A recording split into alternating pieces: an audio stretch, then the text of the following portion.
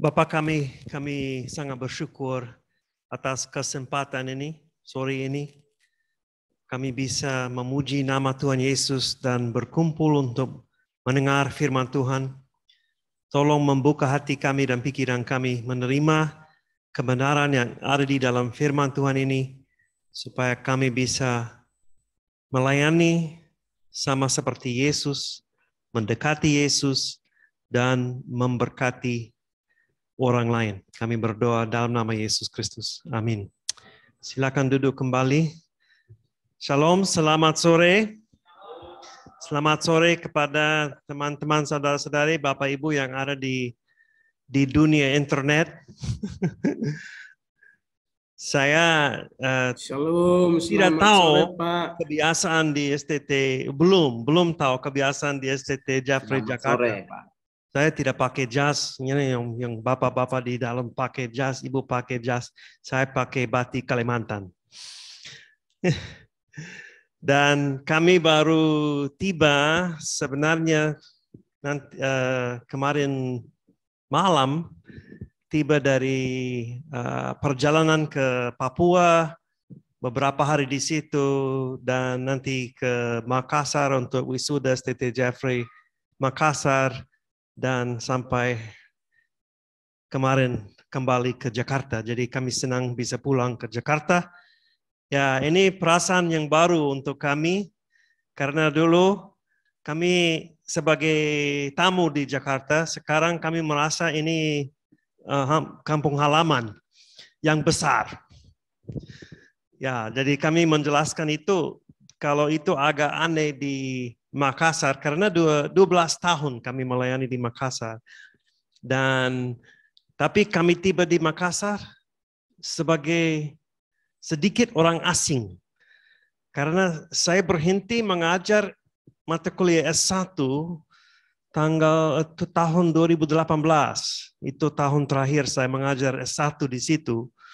Jadi setiap mahasiswa di situ, saya tidak ada dalam mata kuliah. Jadi sebenarnya saya tidak kenal mahasiswa kecuali yang wisuda, karena kami dosen pembimbing untuk mereka angkatan 2018. Jadi kami senang bisa ke sini dan bisa bersama-sama melihat kebenaran yang ada di dalam firman Tuhan. Kalau ada mahasiswa atau Bapak Ibu yang belum kenal saya dan istri, kami melayani di Indonesia selama 13 tahun. Sebelum itu 16 tahun dalam gereja CMA di Amerika Serikat sebagai pendeta. Sudah ada 4 anak dan hampir cucu yang ke-9. 3 minggu lagi, kalau itu kehendak Tuhan, anak itu akan dilahirkan.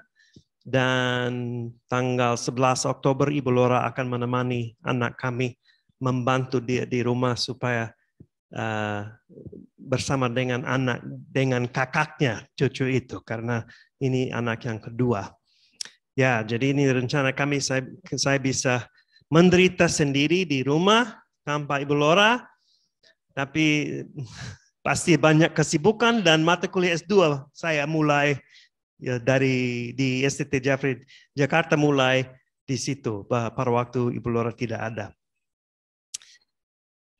Dan satu pengumuman, saya membawa buku yang wajib untuk mata kuliah saya, Spiritual Formation, formasi rohani. Kalau ada yang akan ambil mata kuliah itu bisa membeli buku, 50.000 satu buku. Kalau belum habis dan ada yang lain yang mau beli, silakan. Saya membawa 22 buku dan hanya 13 mahasiswa dalam mata kuliah saya. Jadi itu di belakang, kalau mau beli silakan. Kalau mau baca, ya silakan. Kalau ambil mata kuliah saya itu wajib, jadi harus baca. Tidak ada silakan. Ada kewajiban. Tema untuk semester ini adalah panggilan misioner gereja dan misiopreneur leadership di tengah disrupsi perabaan abad yang ke-21. Bingung pada waktu saya dengar tema itu dulu. Untuk pembukaan semester, itu berarti apa? Saya harus menerjemahkan kalimat itu yang rumit. Nah, setiap abad ada tantangan yang khusus untuk abad itu. Yang dihadapi oleh jemaat. Abad yang kedua, yang ketiga itu penganiayaan. Abad yang ke-7 mungkin bisa dikatakan itu masalah dengan agama baru yang muncul di Timur Tengah. Abad yang ke-11, korupsi dalam gereja, korupsi besar dan kepausan. Abad yang ke-14 ada penyakit wabah hitam. Penyakit itu di Eropa 40-50% penduduk Eropa meninggal pada waktu itu. Coba bayangkan. Kalau itu terjadi di Indonesia sekarang, lebih dari 100 juta orang meninggal. Jadi ada banyak orang di gereja di Eropa kira ini kedatangan Yesus. Ini tulah dari Tuhan. Dan banyak pendeta yang merawat orang sakit meninggal juga. Jadi itu dihadapi oleh gereja abad 14. Abad 20 itu abad perang. Perang dunia yang pertama, perang dunia yang kedua, perang Vietnam, perang Korea, perang selalu. Abad yang ke-20. Sekarang ada tantangan baru dalam abad yang ke-21. Dan di dalam setiap abad jemaat Yesus harus terus-menerus mencerminkan terang Yesus dan terus-menerus memberitakan Injil kepada siapapun dan dimanapun. Tidak tergantung konteks, tidak tergantung masalah, tidak tergantung tantangan. Itu tugas dan perintah yang diberikan kepada kita sebagai murid-murid Yesus untuk memberitakan Injil kepada siapa saja dalam konteks apapun. Ini panggilan kita. Panggilan misioner gereja. Pada tahun 2003, sebagai seorang pendeta di Amerika, saya ditugaskan dalam Konas, seperti Konas kami di Amerika di CMA, saya ditugaskan untuk melayani dalam satu panitia keuangan. Kami harus setujui rekomendasi dari bendahara CMA yang memberikan rekomendasi untuk anggaran baru untuk tahun yang berikutnya untuk misi. Jadi setiap tahun ada anggaran yang diberikan yang harus disetujui oleh anggota-anggota pendeta-pendeta di CMA.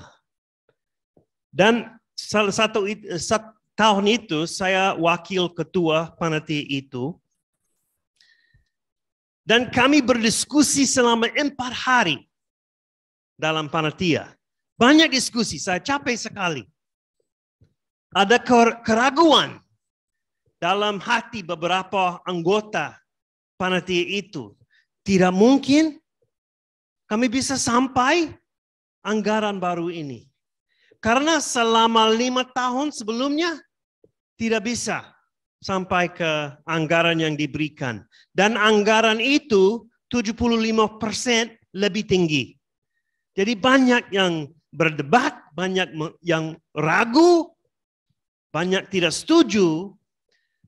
Tetapi saya kira anggaran ini dibentuk dari suatu semangat, suatu passion untuk melihat kerajaan Allah diberikan ke seluruh bangsa. Untuk melihat gereja-gereja baru dirintis. Untuk melihat suku baru dijangkau. Dan tenaga misi baru diutus. Anggaran misi ini mendukung pelayanan misi dalam 70 bangsa. Kami sekarang sebagai utusan dari CMA diberikan dukungan dari anggaran seperti itu. Dan pada waktu itu, saya melayani sebagai pendeta, saya merasa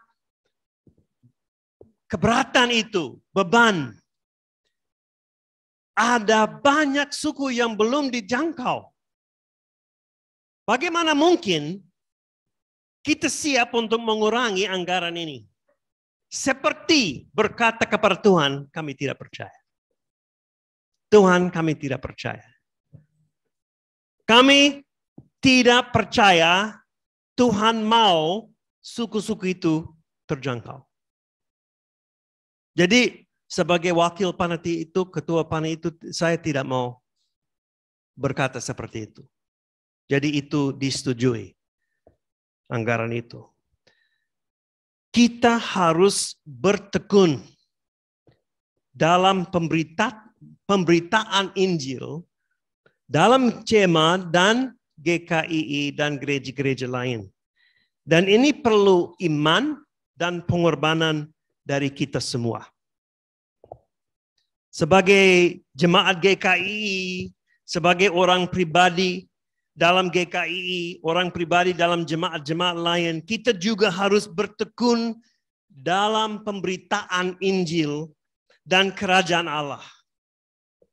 Masih ada banyak suku yang belum terjangkau di Indonesia. Kira-kira lebih dari 200 yang tidak kenal siapakah Yesus Kristus sebenarnya. Masih ada banyak daerah yang mana tidak ada gereja, belum ada gereja. Tuhan memanggil jemaatnya untuk menyelesaikan tugas itu. Itu panggilan untuk menjadi gereja misioner. Sore ini saya mau memikirkan proses yang diperlukan untuk tetap setia dalam ketekunan proklamasi dalam abad yang ke-21. Saya ulangi. Saya mau memikirkan proses yang dipikirkan, yang diperlukan untuk tetap setia dalam ketekunan proklamasi dalam abad yang ke-21. Sebenarnya dalam budaya kita masing-masing pada abad 21, tugas ini sulit sekali. Tidak pernah gampang. Tidak gampang abad yang pertama, tidak gampang abad yang ke-14, tidak gampang abad 21. Setiap bangsa dan kebudayaan menghadapi tantangan yang khusus. Gereja di Irak, India, China, Korea Utara, mereka menghadapi penganiayaan masa kini. Tetapi orang percaya di situ bertekun. Gereja di Eropa dan Amerika Serikat dan Kanada menghadapi sekularilisme dan filsafat pasca modern dan banyak ide-ide yang aneh yang bergeser dari firman Tuhan. Tetapi orang percaya di situ masih bertekun. Gereja di Amerika Selatan menghadapi okultisme dan spiritualisme. Tetapi gereja-gereja di situ terus bertumbuh dan bertekun dalam proklamasinya. Kita di Indonesia menghadapi budaya yang berubah dengan cepat. Gereja-gereja harus tetap relevan. Ada banyak pemuda-pemudi yang tidak lagi merasa gereja mereka relevan. Tetapi kita harus bertekun. Kita harus bertekun dalam proklamasi kerajaan Allah. Itu yang mulai dengan Yesus. Dia datang untuk proklamasikan kerajaan Allah. Pelayanan itu lanjut dalam murid-muridnya sampai kepada kita. Itu tanggung jawab kita.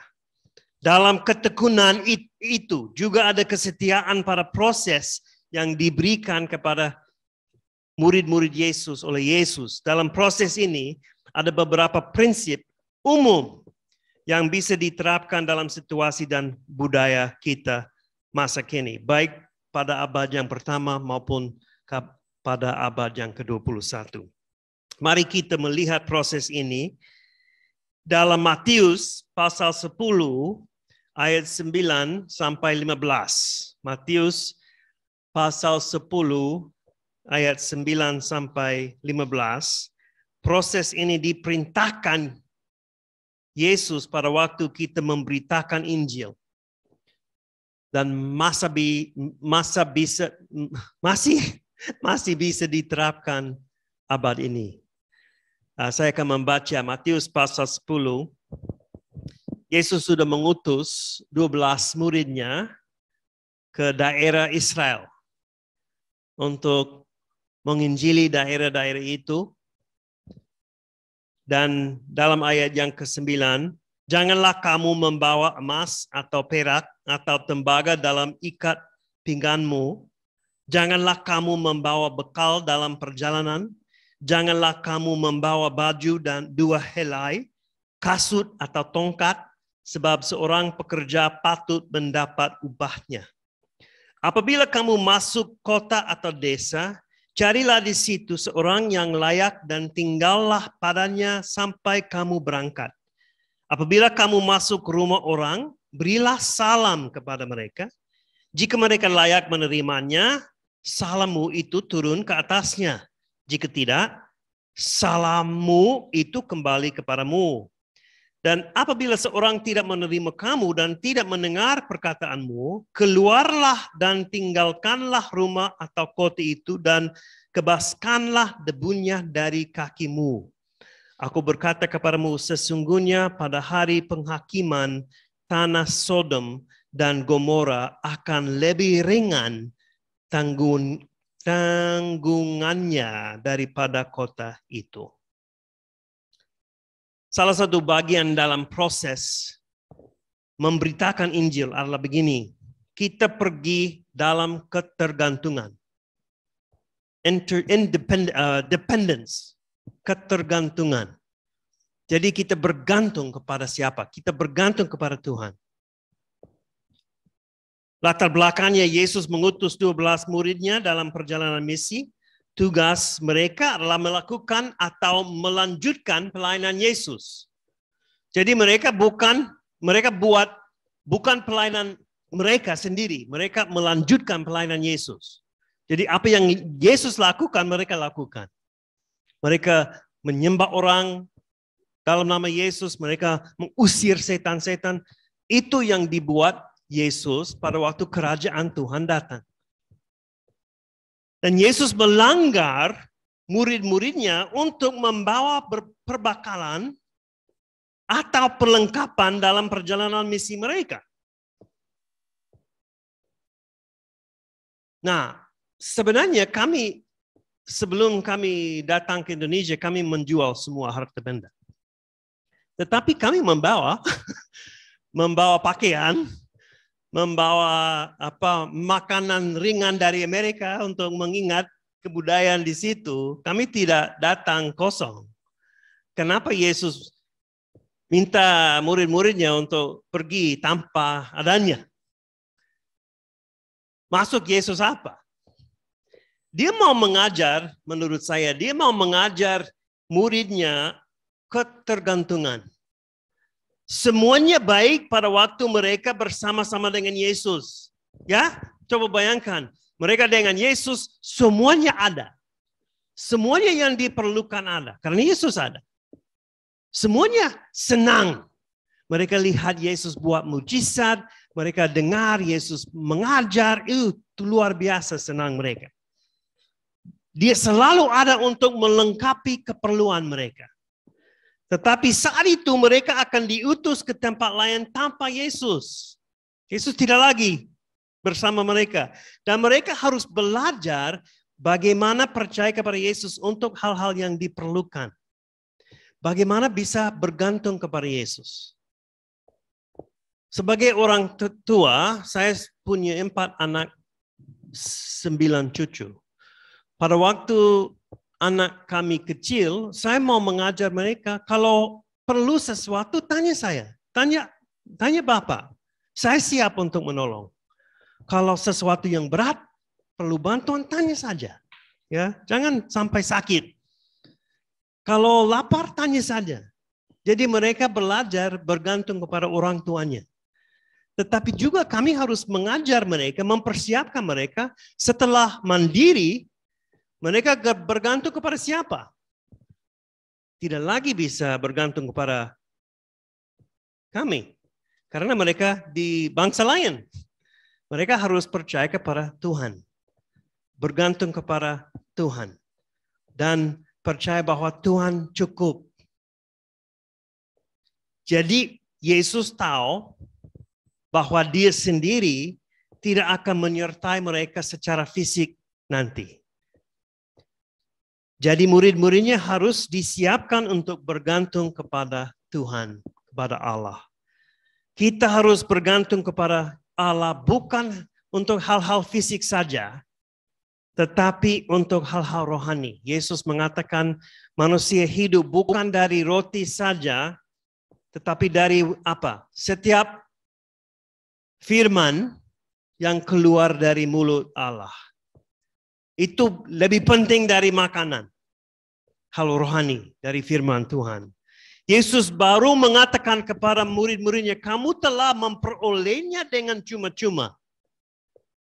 Karena itu berikanlah pula dengan cuma-cuma. Ada dua sisi dalam perintah itu. Yang pertama, murid-murid Yesus tidak boleh minta gaji atau PK untuk pelayanan mereka. Nah ini zaman ini ya, jangan menerapkan salah. Mereka tidak boleh minta gaji pada waktu itu. Hal ini menolong mereka mengingat bahwa mereka juga diberikan anugerah dan hal-hal rohani tidak boleh dipasarkan. Ada contoh yang negatif. Orang yang jahat di dalam Kisah Para Rasul pasal 8. Dalam pasal itu Simon, bukan Simon Petrus.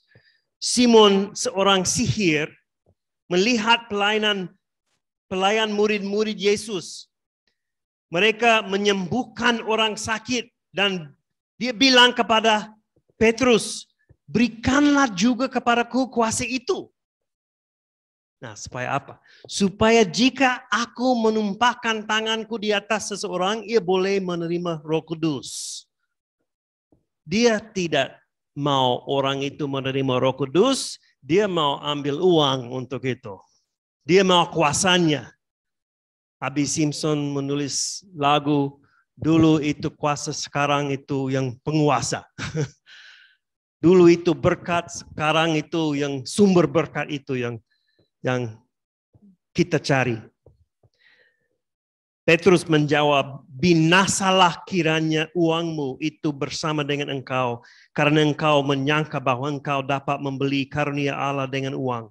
Tidak ada bagian atau hakmu dalam perkara ini, sebab hatimu tidak lurus di hadapan Allah. Masa kini kita pakai frasa simoni untuk menjelaskan orang yang menjual pelayanan rohani. Orang itu sama seperti orang ini. Kerajaan Allah diberitakan sesuai dengan kehendak Allah. Tidak bisa dibeli atau dijual. Pada waktu Allah memperlihatkan kasih karunia-Nya atas atau belas kasihannya atau perubahan dalam kehidupan orang, dia membuat itu tidak pernah oleh karena dia terpaksa atau dibeli atau diyakinkan. Itu karena Allah mengasihi. Dia memberi kasih karunia karena dia mengasihi. Nah, itu sisi ini. Tapi sisi lain, orang yang menerima pelayanan firman Tuhan atau pelayanan penyembuhan atau pemberitaan Injil mau merespons secara konkret. Dan itu wajar sesuai dengan kehendak Allah. Jadi mereka memberikan makanan, tempat tinggal, dukungan kepada orang yang terlibat dalam pelayanan Injil. Seorang pekerja patut mendapat upahnya. Itu maksud Yesus. Jadi kita kembali ke motivasi. Kita bergantung kepada siapa? Kita bergantung kepada Tuhan atau bergantung kepada kekayaan. Kita bisa belajar dari Matius pasal 6 nanti. Jadi dalam proses ini orang yang sibuk memberitakan kerajaan Allah mengingat bahwa mereka tidak berdiri sendiri. Mungkin mereka kurang pasti sumber makanan mereka atau di mana tempat tinggal mereka, tetapi mereka siap bergantung kepada Allah. Kami ingat masa pembelajaran. Pada waktu saya dalam S2, ada anak yang kecil, sekarang dia berumur 31,5 tahun. Kami tidak ada makanan di rumah, di apartemen. Dan kami tidak ada uang di dompet. Tetapi kami punya siapa? Tuhan. Kami berdoa, tidak lama lagi ada totok-totok di pintu. Kami membuka pintu apartemen itu, tidak ada orang, tetapi ada tas atau apa? Tas ya. Penuh dengan makanan dari toko. Kami tidak kasih tahu siapa saja bahwa kami tidak ada makanan, tidak ada uang. Tapi siapa tahu? Tuhan. Tuhan. Kita bergantung kepada Allah bukan untuk hal-hal fisik saja, tetapi juga hal-hal rohani. Paulus mengatakan dalam 1 Korintus pasal 2 ayat 3-4, aku juga telah datang kepadamu dalam kelemahan dan dengan sangat takut dan gentar. Itu Paulus. Paulus, orang paling pintar di dunia. Dia datang dengan takut, gentar. Baik perkataanku maupun pemberitaanku tidak kusampaikan dengan kata-kata hikmat yang meyakinkan, tetapi dengan keyakinan akan kekuatan roh. Paulus bergantung kepada Tuhan untuk setiap pelayanan, semua hal dalam kehidupannya. Kita akan bertekun dalam tugas kita untuk memberitakan kerajaan Allah pada abad yang ke-21 ini jika kita bergantung secara total kepada Allah. Walaupun itu susah sekali. Baik Bapak Ibu, saudara-saudari, baik secara pribadi maupun dalam masalah uang dalam sekolah seperti ini. Kita bergantung kepada Tuhan. Tuhan tahu keperluan kita. Amin. Yang kedua, sebagian proses pemberitaan Injil adalah kita pergi dengan shalom. Dengan shalom. Shalom tidak berarti mulai shalom, shalom, shalom. Kita membawa shalom. Maksud Yesus. Dalam abad yang ke-21 ini tidak ada shalom ya. Ada kasus-kasus pembunuhan diri yang naik. Di Jepang naik betul pada waktu pandemi ini. Di Amerika Serikat pemuda-pemudi bingung. Mereka kacau. Tidak ada shalom. Di Indonesia saya kira tanpa Yesus, saya pasti tanpa Yesus tidak ada shalom. Mungkin senyum di sini, tapi sedih di sini.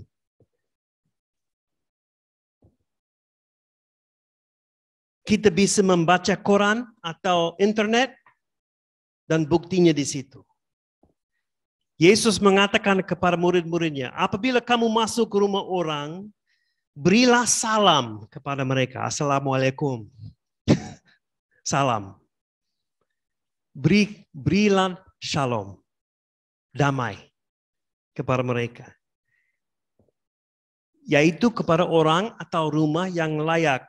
Dengan kata lain kepada orang atau rumah yang menerima Injil itu.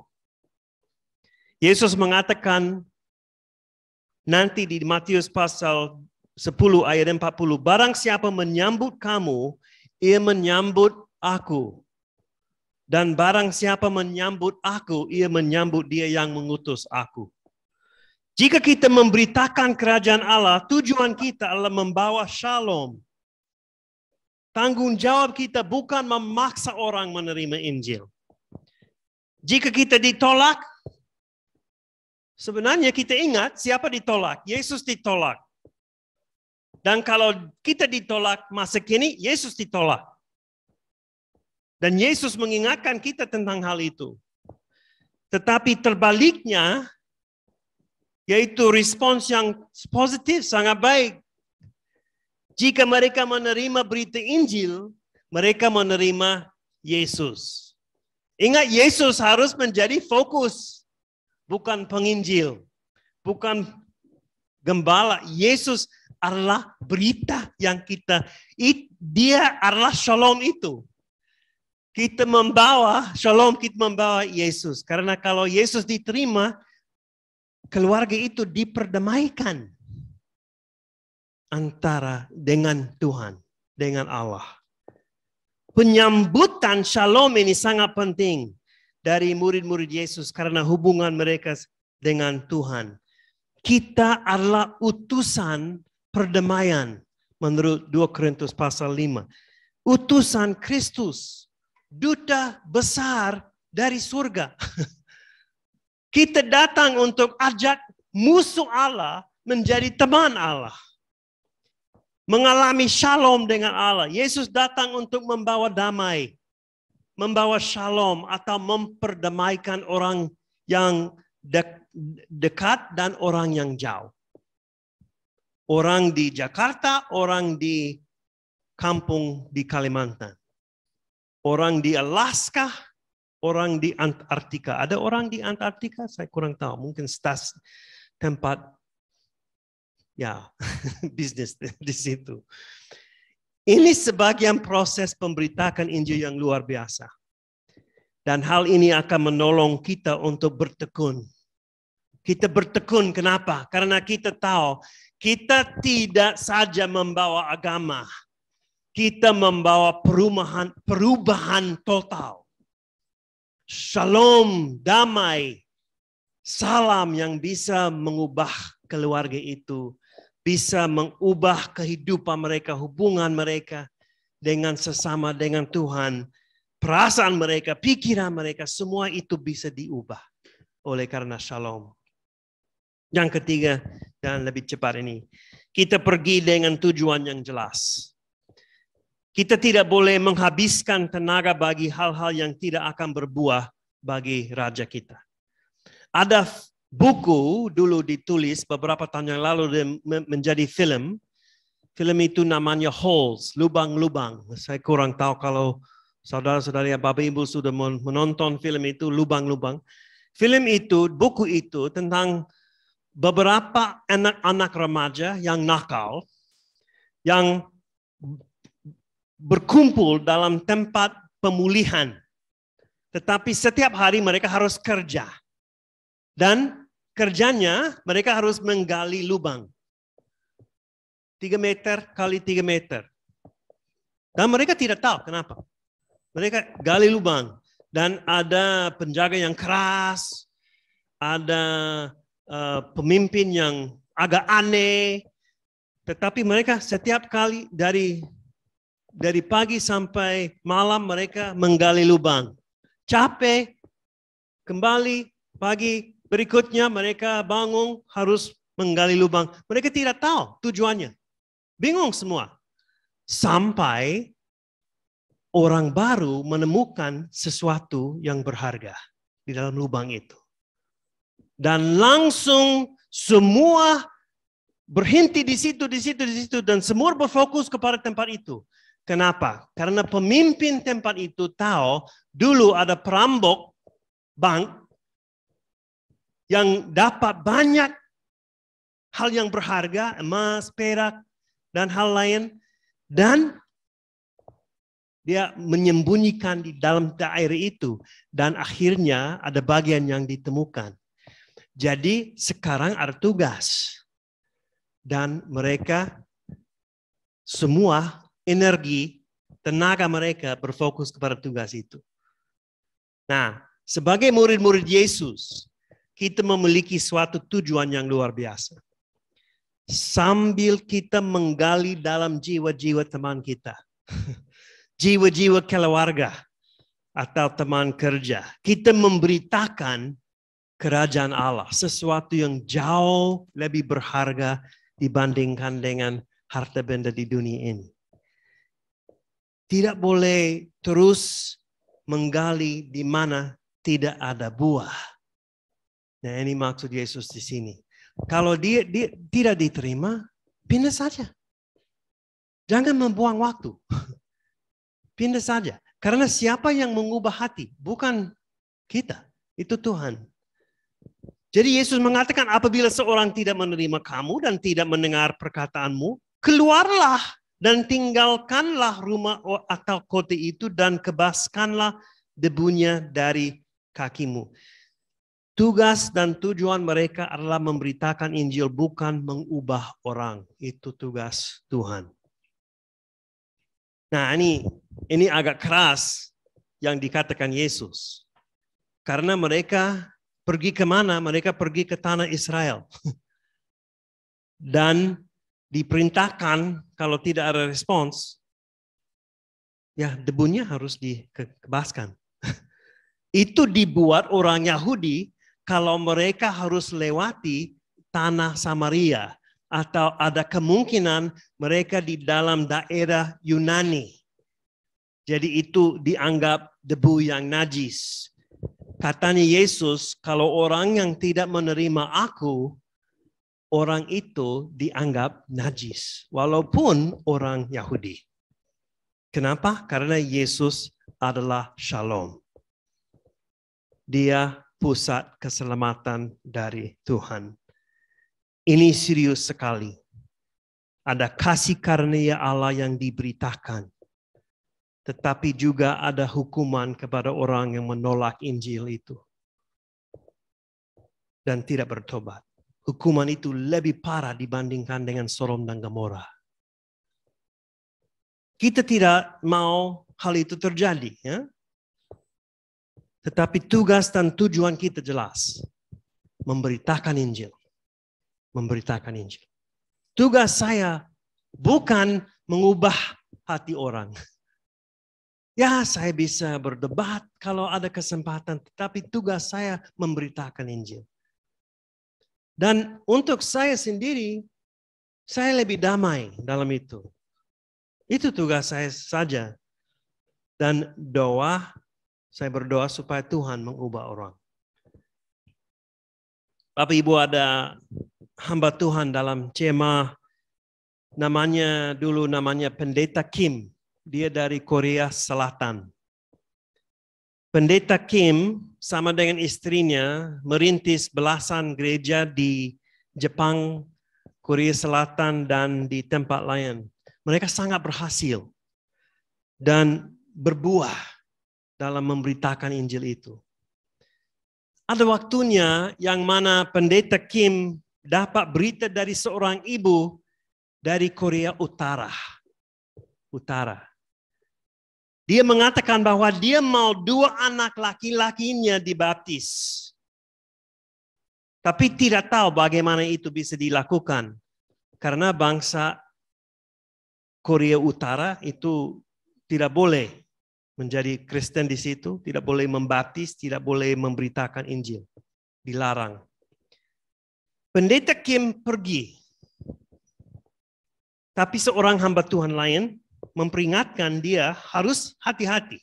Karena di dalam setiap kamar, biasanya ada kamera, ada rekaman, ada alat-alat yang bisa dengar suara-suara yang ada di dalam kamar itu. Jadi Pendeta Kim ketemu ibu itu dalam satu lobi hotel. Dan dia bertanya, apakah semua sudah siap? Ibu itu bertanya itu. Setelah Pendeta Kim menjawab, ya sudah siap.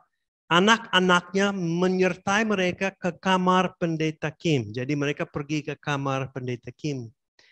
Pendeta Kim telah menulis dalam tisu toilet pertanyaan-pertanyaan tentang iman mereka. Dan dia kasih lihat tisu toilet itu kepada anak-anak itu. Dan mereka seperti ini. Setuju. Tapi tanpa suara. Setuju. 3 pertanyaan. Percaya kepada Yesus Kristus sebagai juru selamat. Ya, ditulis. Mau hidup secara setia terhadap Yesus Kristus. Mau hidup untuk Yesus Kristus sampai mati atau sampai Yesus datang.